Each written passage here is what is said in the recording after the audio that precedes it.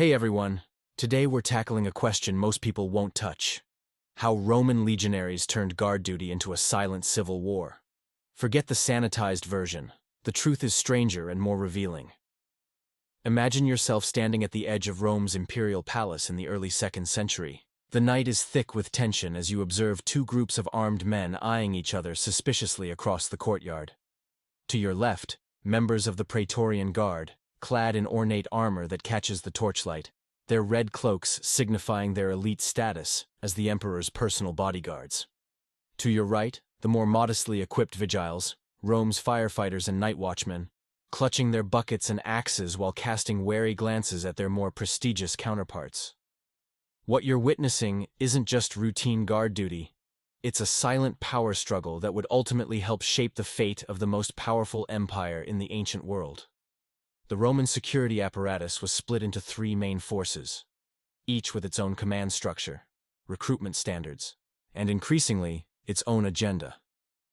The Praetorian Guard, established by Augustus in 27 BCE, served as the emperor's elite personal bodyguards. 9 cohorts of 1,000 men each, eventually concentrated in a fortress just outside Rome. The urban cohorts patrolled the city and maintained public order during the day. And the Vigiles, often derided as the little bucket fellows for their firefighting duties, served as the night watch, dealing with fires, petty crimes, and tracking down runaway slaves. In theory, this division made perfect sense. Specialized forces for specialized tasks. In practice, it created a powder keg of conflicting loyalties and territorial disputes that would periodically erupt into open conflict. Now, I know what you're thinking. But weren't they all on the same side, serving Rome? Oh, my sweet summer child. The dirty secret of empire is that protection services are never truly about protection. They're about power. And in Rome, the militarization of these duties became a shadow government that sometimes eclipsed the authority of the emperors themselves. What made this struggle particularly fascinating was its silent nature. These weren't pitched battles in the forum or assassinations in broad daylight. Though those certainly happened too. This was psychological warfare. Territorial disputes over who guarded which parts of the city, competition for promotion paths, subtle intimidation during overlapping patrols, and most significantly, a constant jockeying for imperial favor that could mean the difference between wealth and ruin. The emperors weren't oblivious to this dynamic. In fact, many actively exploited it, playing these forces against each other to prevent any single group from becoming too powerful. But as we'll see, this balancing act didn't always work out as planned.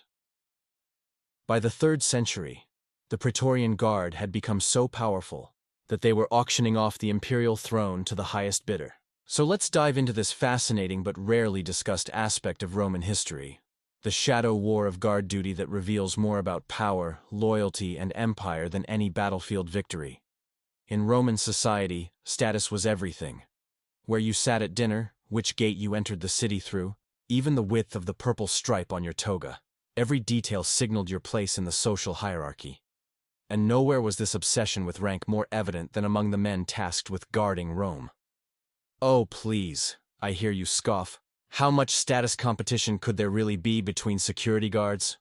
Well, imagine if the Secret Service, local police, and fire department were all armed military units with overlapping jurisdictions, competing recruitment pools, and the power to influence who becomes the next president. Yeah, it gets messy fast. The Praetorian Guard stood atop this security hierarchy. These weren't just any soldiers. They were the finest legionaries from Italy itself, hand-picked for their loyalty, physical prowess, and fighting skills. They received triple the pay of regular legionaries, served for 16 years instead of 25, and upon retirement received a generous pension of 20,000 sesterces. But beyond these material benefits, they enjoyed something even more valuable in status-obsessed Rome: proximity to power. The prefect of the Praetorian Guard became one of the most powerful individuals in the empire, second only to the emperor himself. He attended imperial councils, oversaw arrests of high-profile targets, and sometimes even administered justice. Many prefects, including the ambitious Sejanus under Tiberius, used this position to accumulate enormous political influence. Then came the urban cohorts, created by Augustus to police Rome during daylight hours. With 3 cohorts of 500 men each, they handled everything from crowd control at public events to suppressing riots.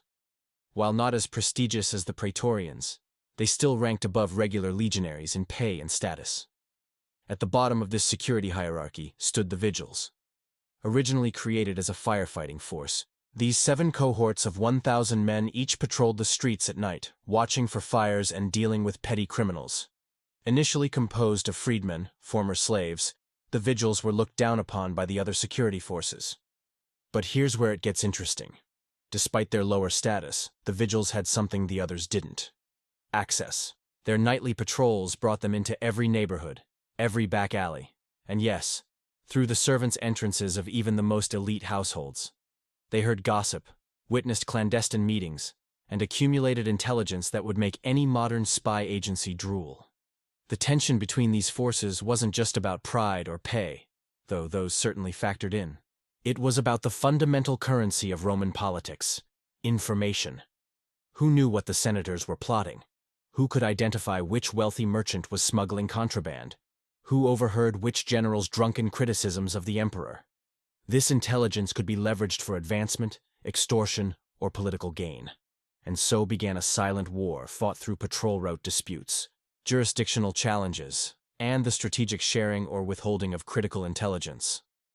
The Praetorians might have had the emperor's ear, but the Vigiles had the city's eyes and ears. Neither could afford to completely alienate the other, creating an uneasy détente punctuated by occasional outbursts of direct conflict. The year is 41 of the Common Era, and Emperor Caligula has just been assassinated by his own Praetorian Guard. The senators are huddling in emergency session, salivating at the chance to restore the Republic. But while they debate, the Praetorians are already acting. In a side room of the imperial palace, the guardsmen discover Caligula's uncle Claudius hiding behind a curtain. Rather than killing this last adult male of the imperial family, they make a different calculation. They hoist him on their shoulders, carry him to their barracks, and proclaim him emperor. Why? Simple economics.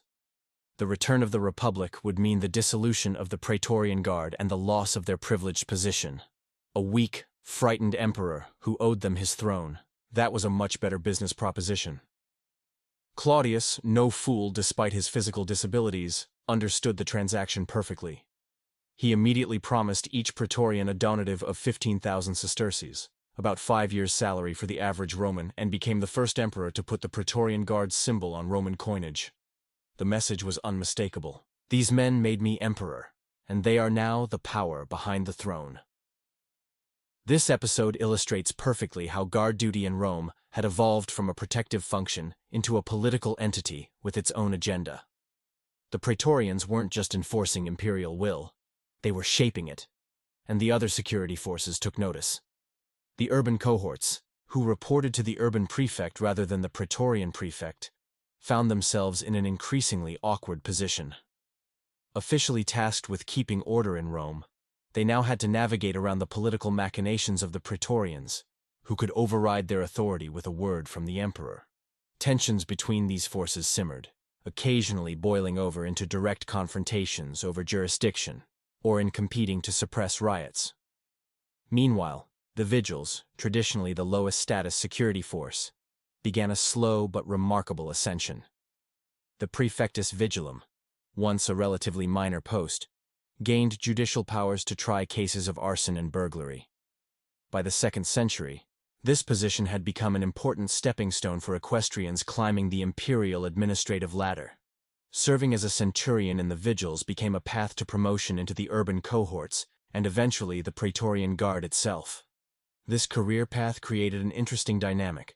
Officers moving between these rival forces carried with them loyalties, grudges, and most importantly, information networks.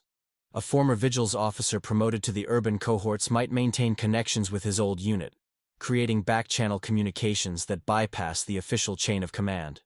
These informal networks became critical during times of imperial succession. During the year of the 4 emperors in 69, these competing security forces found themselves backing different claimants to the throne. While the Praetorians initially backed Otho, elements of the Vigiles supported Vitellius. The result was not just a civil war between legions at the empire's borders, but a shadow conflict within Rome itself, with security personnel engaging in espionage, sabotage, and targeted assassinations. What began as simple guard duty had evolved into something much more dangerous: armed political factions with the power to make or break emperors. And as we'll see, this transformation would only accelerate in the coming decades, with increasingly deadly consequences. Let's talk about real estate, specifically, the geography of power in ancient Rome. The positioning of guard posts throughout the city wasn't just about security. It was about visibility, accessibility, and symbolic dominance. And nothing illustrates this better than the Castra Praetoria, the massive fortress built to house the Praetorian Guard. Constructed in 23 under Emperor Tiberius at the urging of the ambitious Praetorian prefect Sejanus, this imposing structure sat just outside the old Servian walls on the northeastern edge of Rome. With walls reaching 18 feet high and enclosing a rectangle of 1,500 by 1,200 feet, it made a statement that was impossible to ignore. The Praetorians were now a permanent, concentrated force within the capital. But wait, I hear you ask. Wasn't it illegal for armed troops to be stationed within the sacred boundary of Rome? Technically, yes, which is why Augustus had originally dispersed the Praetorian cohorts in towns surrounding the capital. By consolidating them just outside the Pomerium, Rome's sacred boundary, Sejanus found a loophole that allowed him to amass military power while technically respecting tradition. The psychological impact was enormous. Imagine living in Washington, D.C. with a massive military base looming over Capitol Hill. Now imagine that those troops have just installed the current president and could remove him at any time. That's the reality Romans faced after the Castra Praetoria's construction.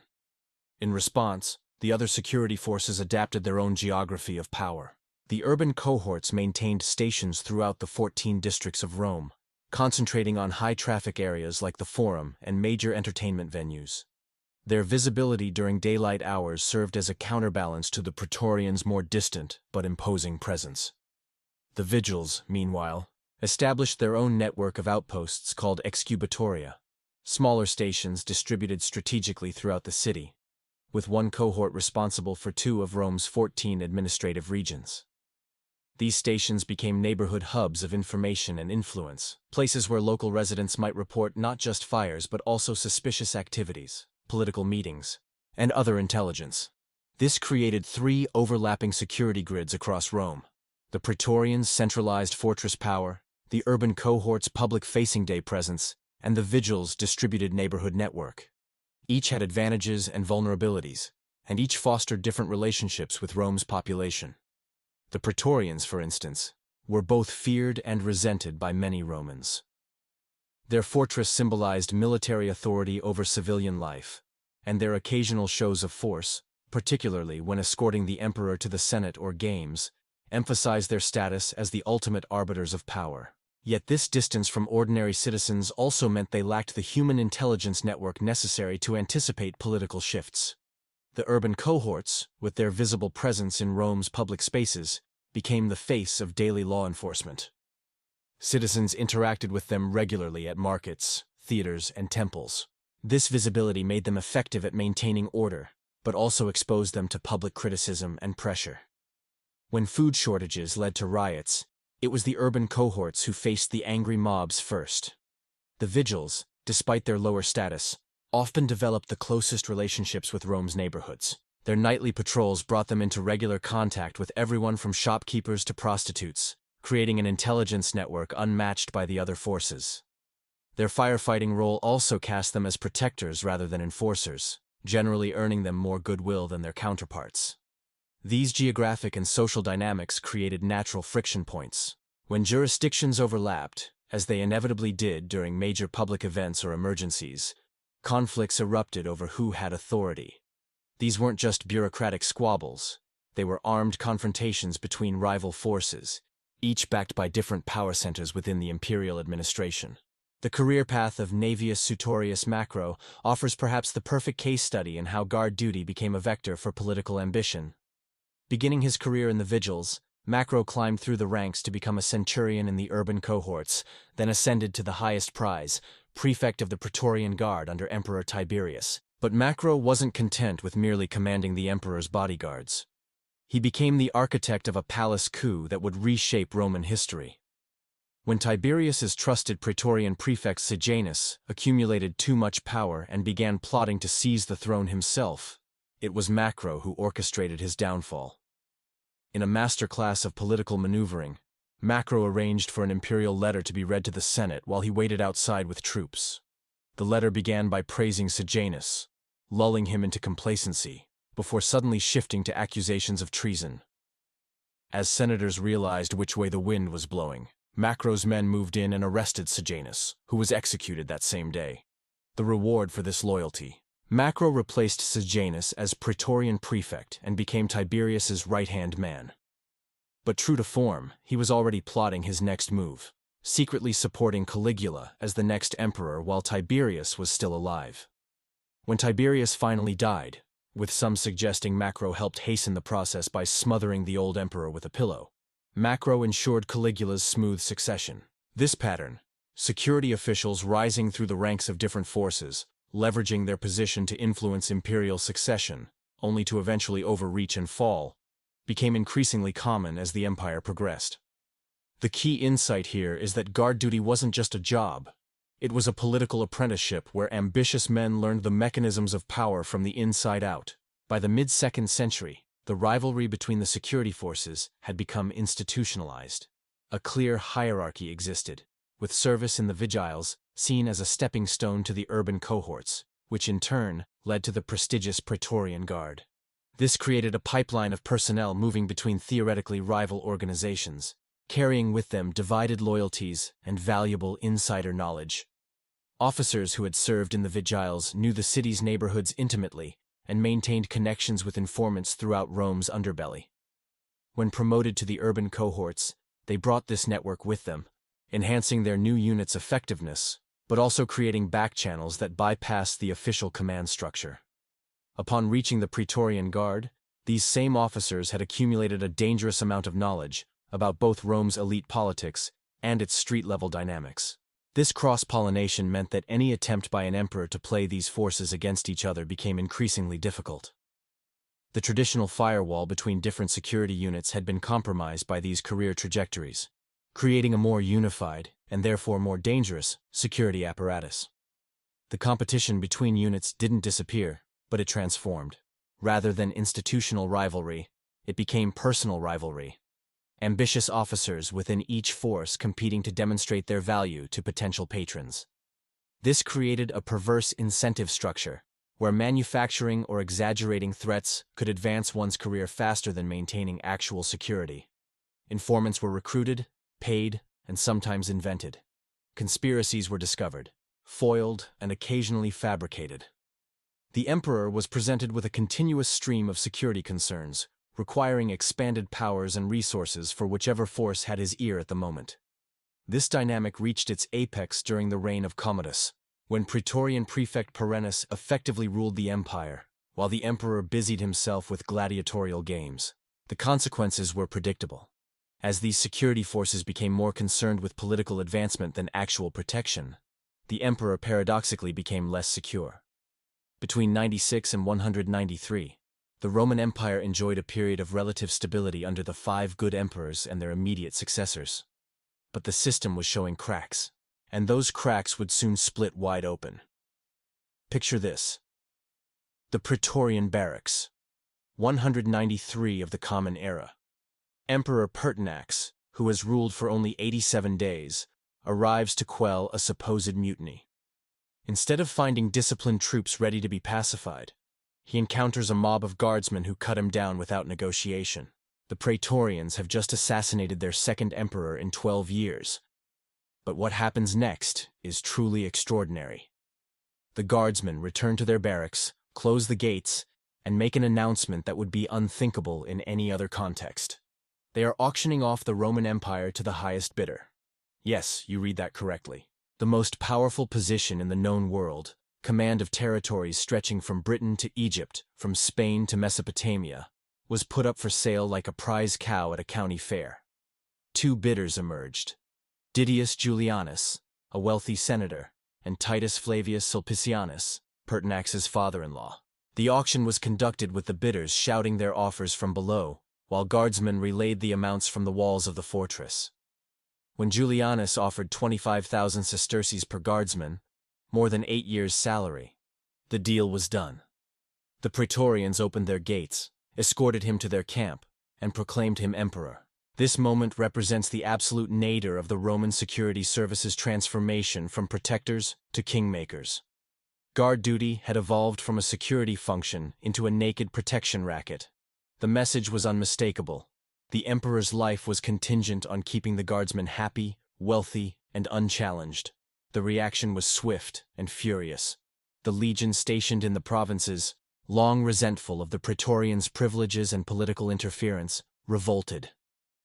3 generals, Clodius Albinus in Britain, Pescennius Niger in Syria, and Septimius Severus in Pannonia, were proclaimed emperor by their troops. Severus, closest to Rome, moved first. As his legions marched on Rome, the Praetorians faced a choice: fight for their puppet emperor, or save themselves. They chose the latter, abandoning Julianus to be executed after a reign of only 66 days. But Severus wasn't finished with them. Upon entering Rome, Severus ordered the Praetorians to assemble in full parade dress but without weapons, supposedly to receive an address from their new emperor. Once they were gathered, his legionaries surrounded them. Severus delivered a scathing rebuke of their disloyalty, stripped them of their ranks and uniforms, and banished them from coming within 100 miles of Rome on pain of death. The Praetorian Guard was then reconstituted with hand-picked veterans from Severus's own legions, men loyal to him personally rather than to the institution of the Praetorians. This dramatic purge was more than just retribution. It was an attempt to reset the relationship between emperor and guards, to restore the proper hierarchy of command. But it didn't work. The fundamental dynamics that had corrupted Rome's security services remained unchanged. Guards still had privileged access to the emperor. They still controlled who could approach him, and they still had the weapons and positioning to remove him if they chose. The newly constituted Praetorian Guard soon fell into the same patterns as their predecessors. Within 2 decades, they had assassinated Emperor Caracalla at the instigation of Praetorian Prefect Macrinus, who became the first non-senator to claim the purple. Another unprecedented development in Rome's constitutional evolution. Even more remarkable, the Vigiles and urban cohorts had begun to assert themselves in imperial politics. During civil conflicts, these supposedly secondary forces increasingly took sides, leveraging their control over Rome's streets and neighborhoods to influence outcomes. The year of the 5 emperors, 193, saw elements of the Vigiles supporting different claimants than the Praetorians, creating divided loyalties within the capital itself. This internal division reached its logical conclusion during the crisis of the 3rd century, when Rome descended into near-constant civil war. The security forces that were meant to protect the heart of empire instead became vectors for its disintegration, backing rival claimants and frequently changing sides as fortunes shifted. Guard duty had completed its transformation from protection to predation. The silent civil war had broken into open conflict, with catastrophic consequences for Roman stability. The crisis of the 3rd century represents the ultimate fruit of the poisonous tree planted when guard duty transformed into political power.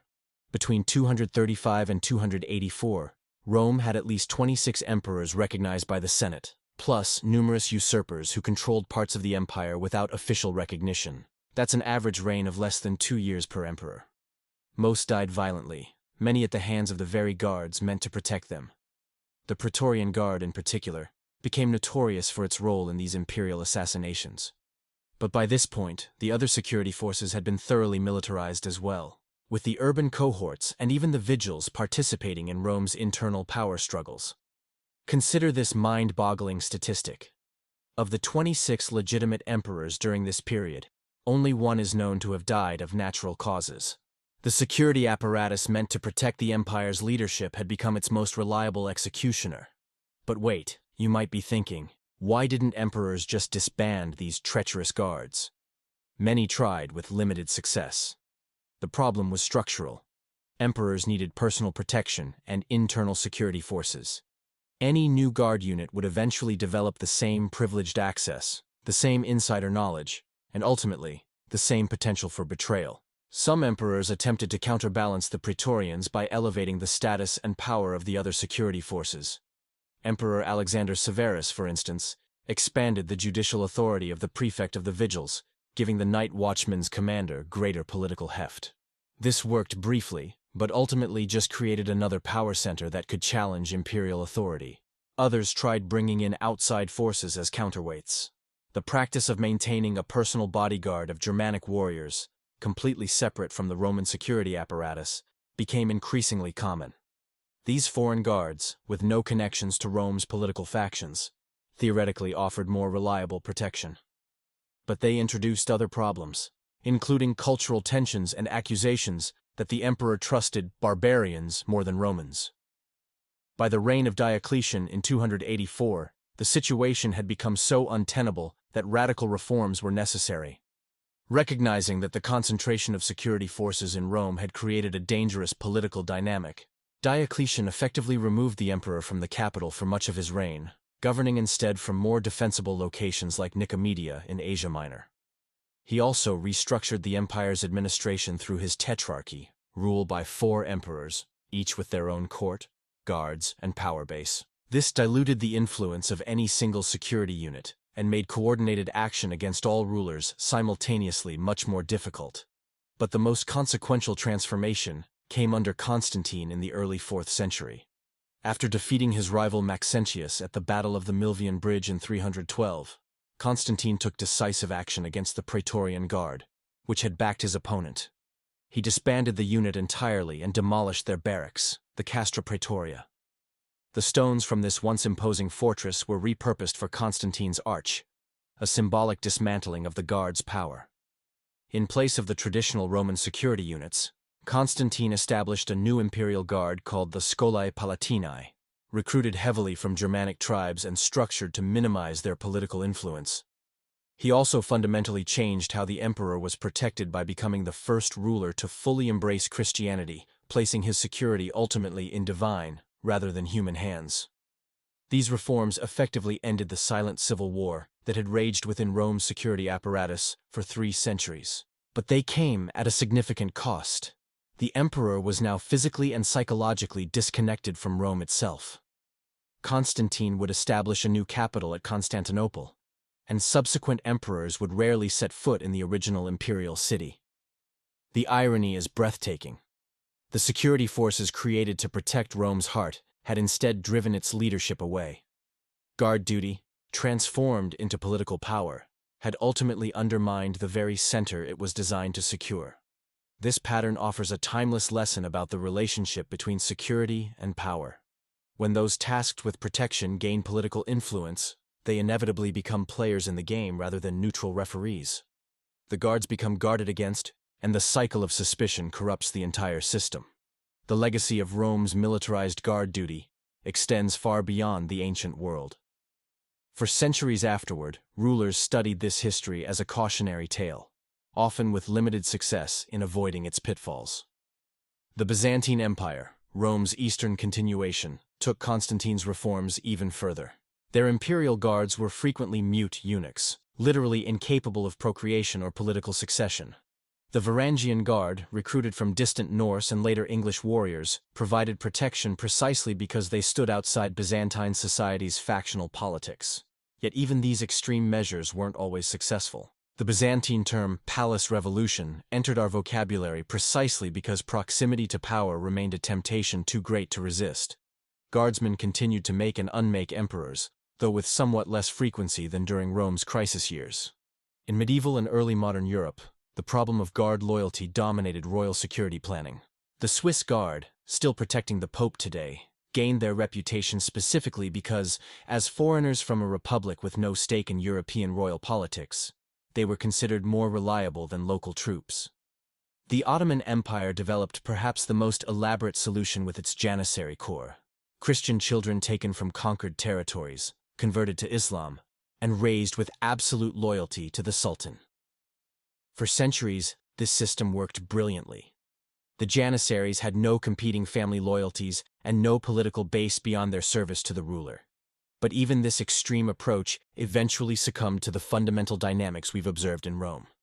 By the 17th century, The Janissaries had accumulated such institutional power that they began deposing sultans who threatened their privileges. The core was finally destroyed in 1826 in an event known as the Auspicious Incident, when Sultan Mahmud II tricked them into assembling in their barracks and then had them massacred by loyal troops. This pattern, guards becoming kingmakers, rulers purging their guards, new guards eventually repeating the cycle, appears with remarkable consistency across diverse cultures and time periods. The fundamental tension between proximity to power and neutrality in its exercise seems nearly impossible to resolve permanently. So what can we learn from Rome's 3-century experiment with militarized guard duty? Several insights stand out. First, institutional design matters enormously. Augustus's original dispersion of the Praetorian Cohorts throughout Italy reflected a sound understanding of the dangers of concentrated military power. Sejanus's consolidation of these forces in the Castra Praetoria created precisely the threat Augustus had sought to avoid. Second, career pathways between security forces create both advantages and risks. The promotion track from Vigiles to urban cohorts to Praetorians provided valuable experience and institutional knowledge, but it also created networks that crossed organizational boundaries, undermining the emperor's ability to play these forces against each other. Third, the symbolism of security can be as important as its practical application. The visibility of the Praetorians during imperial appearances, their distinctive uniforms, and their imposing fortress all communicated messages about power relationships in Rome. These symbols eventually began to shape reality, as the guards came to believe their own indispensability. Finally, and perhaps most importantly, security forces inevitably absorb the political values of the systems they protect. In a republic with strong institutions and regular power transitions, guards typically remain neutral. In personalized autocracies where power flows from relationships rather than laws, guards invariably become political actors themselves. Rome's transition from republic to empire created precisely this dynamic. As political legitimacy became increasingly detached from constitutional norms and more dependent on military backing, those closest to the emperor, literally guarding his person, gained unprecedented influence over succession. The silent civil war within Rome's security apparatus was thus not an aberration, but a logical consequence of the imperial system itself. Guard duty became political because politics had become personalized. The militarization of protection reflected the militarization of power more broadly. This perspective helps us understand why Constantine's reforms succeeded where so many earlier attempts had failed. By embracing Christianity and establishing a divine basis for imperial legitimacy, he created an authority that transcended the guard's physical control of the emperor's person. And by eventually moving the capital to Constantinople, he literally built a new power center untainted by the legacy of Rome's Praetorian politics. So the next time you observe security details surrounding modern leaders, remember Rome's cautionary tale. The thin line between protection and control, between service and power, remains as relevant today as it was 2,000 years ago. Guard duty, in the end, is never just about guarding. When we tell the story of Rome's fall, we typically focus on external pressures. Barbarian invasions, economic decline, plague, and climate change all played their parts. But the internal rot of the security apparatus deserves equal billing in this historical tragedy. By the mid-3rd century, Rome's defenses were increasingly oriented inward rather than outward. The best troops weren't defending the frontiers against external threats. They were jockeying for position in the capital's power games. Military resources that should have secured the borders were instead consumed by civil wars, often triggered by guard units elevating their commanders to imperial status. This misallocation of security resources created a deadly feedback loop. As frontier defenses weakened, external threats increased. As external threats increased, military commanders gained greater political leverage. As commanders gained leverage, political instability grew. As instability grew, more resources were diverted to internal security, rather than border defense. Consider the mathematical absurdity. By the late empire, the number of bureaucrats and internal security personnel had multiplied several times over, while frontier armies struggled with recruitment and supply. Rome was eating itself from the inside out, consuming its productive capacity to feed an ever-growing internal security apparatus that paradoxically made the empire less secure. And it all began with that fateful transformation of guard duty from protection to power politics. The truly mind-boggling aspect of this history is how clearly the Romans themselves understood the problem. Writers from Tacitus to Cassius Dio explicitly criticized the Praetorians' political interference. Emperors from Augustus to Constantine implemented reforms specifically designed to limit guard units' power. Yet the pattern persisted across centuries because the structural incentives remained unchanged. Those with weapons, access, and proximity to power will inevitably be tempted to use these advantages for personal or institutional gain. The only effective counterbalance is a political system where power transitions are routine, regulated by law rather than force, and accepted as legitimate by the population and the security forces themselves. Rome had such a system during the Republic, however imperfect. The annual rotation of consuls, the separation of powers between different magistracies, and the ultimate authority of the Senate created a framework where no single actor, including the security forces, could dominate politics indefinitely. The Principate established by Augustus preserved the forms of this republican system, while concentrating actual power in the emperor's hands. This created the worst of both worlds from a security perspective. The personalization of authority combined with the pretense of constitutional continuity. Guards were nominally serving the state, but practically serving an individual, creating divided loyalties that could be exploited by ambitious officers. By the Dominate period under Diocletian and his successors, even the pretense of republican forms had been abandoned. The emperor was now dominus, lord and master rather than first citizen. This at least clarified the relationship between ruler and guards. But by then, 3 centuries of Praetorian political interference had created precedents too powerful to simply erase. The militarization of guard duty had metastasized throughout the imperial system. Even after Constantine disbanded the Praetorian Guard, the fundamental dynamics of security forces influencing imperial succession continued in more diffuse forms. The late empire saw regional military commanders frequently proclaiming themselves emperor, backed by their troops in a pattern first established by the Praetorians in Rome itself. What began as a silent civil war between competing guard units in the capital had expanded into an empire-wide phenomenon that made stable governance nearly impossible. Between 395 and 476, the Western Roman Empire had no fewer than 10 emperors, plus numerous usurpers who controlled portions of the territory. Many were elevated by their guards or military commanders, and few died peacefully. When Odoacer, commander of Rome's federated troops, deposed the last Western emperor in 476, he was following a script written centuries earlier in the Praetorian barracks. The only innovation was his decision not to claim the imperial title himself, a recognition that the position had become more liability than asset. The militarization of guard duty had come full circle. The security forces created to protect the imperial system had instead become the primary vector for its subversion, and ultimately its destruction. This pattern offers a sobering lesson about institutional design. Security systems, once established, develop their own institutional interests that may diverge from their original protective purpose. Without robust checks and oversight, those tasked with protection can become threats themselves. The guards begin to need guarding, creating an infinite regression of security that no system can sustain indefinitely. Rome's 3-century experiment with militarized guard duty thus stands as both warning and guide.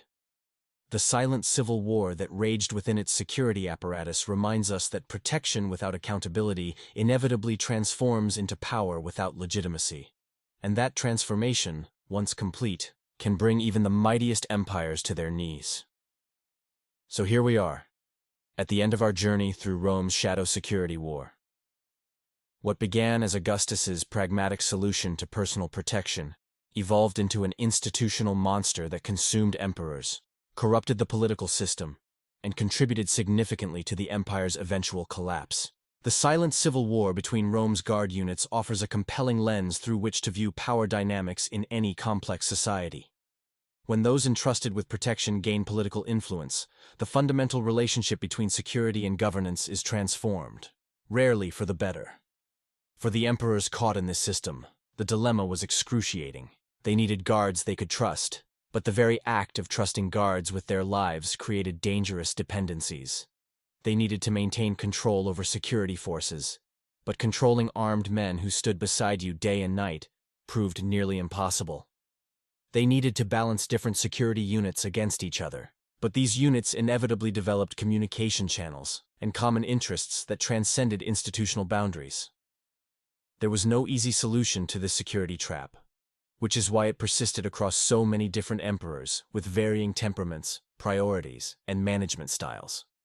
The problem wasn't the individual rulers or guards, it was the structural relationship between protection and power in a personalized autocracy. Perhaps the most remarkable aspect of this story is how universal its patterns proved to be. From Rome to Byzantium, from the Ottoman court to modern authoritarian regimes, the dynamics of guard politics show striking similarities across vast gulfs of time and culture. The specifics change. Praetorians become Janissaries, become Republican guards. But the fundamental tensions remain constant. The message for institutional designers is clear. Security forces must be structured to prevent the accumulation of political power. This means divided commands, rotation of personnel, physical separation from political centers, and most importantly, embedment within a larger system of legitimate authority that doesn't depend on coercion for its everyday functioning. Rome eventually stumbled upon partial solutions to the guard problem. Constantine's relocation of the capital, embrace of Christianity as a transcendent source of legitimacy, and creation of new guard units without the Praetorians' troubled legacy all helped stabilize imperial succession in the Eastern Empire. Byzantium would continue for another 1,000 years, albeit with periodic guard-driven palace coups. But these reforms came too late for the Western Empire, where the militarization of guard duty had already metastasized beyond the capital into the provinces. Military commanders now routinely elevated themselves or their chosen candidates to the purple, backed by troops who expected donatives on the Praetorian model. The security rot had spread too far to excise. For modern readers, this history offers both warning and reassurance. The warning is obvious. Security systems designed without proper oversights and balances can become threats to the very political orders they ostensibly protect. The reassurance is that we have historical models that have largely solved this problem, particularly in functioning democratic systems where security forces remain firmly under civilian control. The Praetorian temptation to translate proximity to power into power itself remains a human constant. But institutional design can channel this temptation into more constructive forms, or create countervailing forces that keep it in check. Rome's tragedy was not that it faced this security dilemma, all complex societies do, but that it failed to resolve it before the damage became irreparable. The silent civil war between guard units weakened the empire precisely when it needed maximum strength to face external challenges. Resources and attention that should have been directed outward were instead consumed by internal security competitions. As we navigate our own complex relationships between security and governance, Rome's experience offers a sobering reminder. Those who guard the guardians must themselves be guarded, not by still more guards, but by transparent institutions, divided powers, and legitimate succession mechanisms that don't depend on force for their authority. The transformation of guard duty from protection to power politics wasn't inevitable. It resulted from specific choices, institutional designs, and historical contingencies. Understanding this history helps us recognize similar patterns in our own time, and hopefully design systems that avoid Rome's fate. The next time you observe security details surrounding centers of power, remember the lesson of the Praetorians. The thin line between protection and control can be crossed in either direction, and once crossed, the road back is steep indeed.